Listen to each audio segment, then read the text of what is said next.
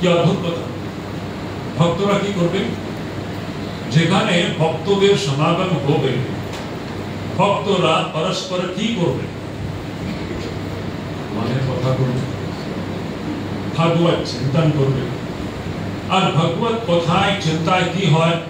দুষ্যন্তি চ রমন্তি চ, তার একটা আনন্দ, এটা আনন্দ, সেটাই আমরা এখানে দেখতে পাচ্ছি আজকে।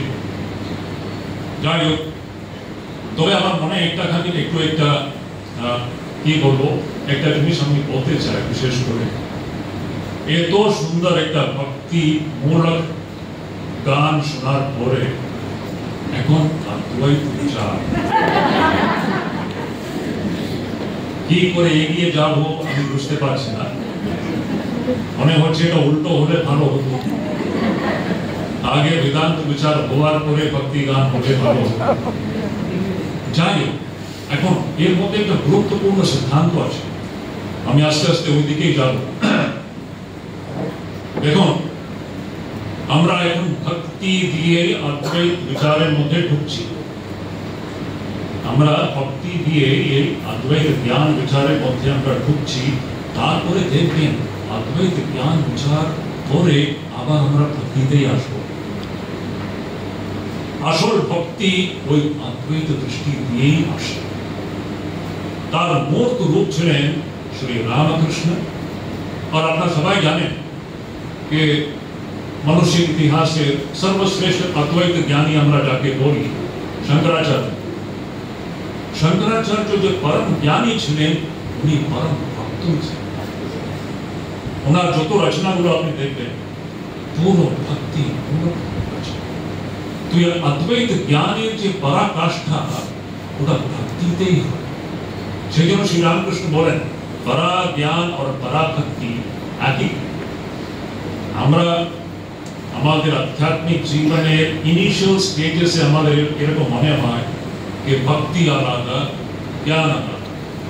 সত্যি বলতে গেলে যেমন আমরা আস্তে আস্তে আমরা যখন আমরা স্পিরিচুয়াল লাইফে আমরা এগোই, তখন আমরা বুঝতে পারবো ঠিক ঠিক জ্ঞান হলে তখনই ঠিক ঠিক ভক্তি হয়।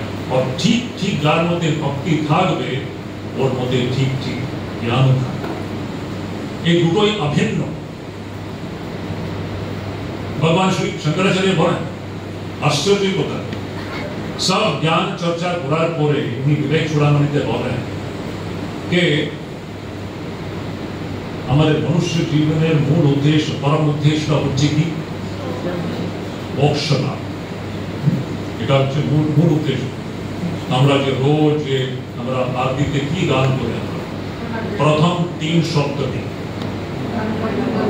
খণ্ডন ভববন্ধন, এটাই হচ্ছে মূল কথা। শ্রী রামকৃষ্ণ মানে খণ্ডন ভববন্ধন, এটাই হচ্ছে আমাদের বেদান্তের মূল কথা। এখন দেখুন, শঙ্করাচার্য বিবেক চূড়ামণিতে সুন্দর কথা, এই খণ্ডন ভববন্ধনের কথা বলার পরে শেষের দিকে উনি বলছেন, এই খণ্ডন ভববন্ধন প্রাপ্ত করার জন্য সর্বশ্রেষ্ঠ মার্গ হচ্ছে ভক্তি মার্গ। কি আশ্চর্য কথা!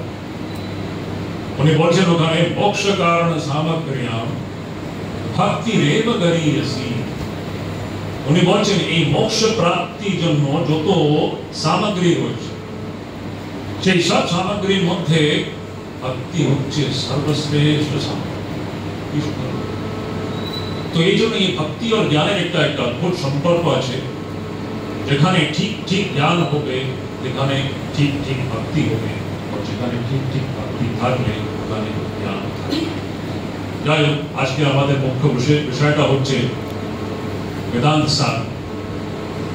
তো যখন আমরা বেদান্ত সারের কথা আমরা ভাবি,